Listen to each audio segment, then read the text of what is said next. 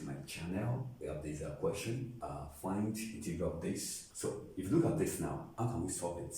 Okay, we're going to look for which one will be our u, which one will be our v. Let u be equal to this one. So now you see something that will be common now. Can you do your du now? This is product rule. Take one constant and differentiate this one. If you differentiate this one, you're going to have that one back. Then plus what? Keep this one constant and differentiate this one. So you're going to give you what? It's going to be this. So in this case now, we now have exponential to power x. Take it, factorize that this expression. So you have what? You have this dx. Okay. So the v now, we're going to make the v to be equal to what? 1 over what? 1 over x plus 1 to the power 2. So in that case now, if you integrate this one, you integrate this side, you're going to have v equal to what? V equal to minus 1 over what? X plus 1.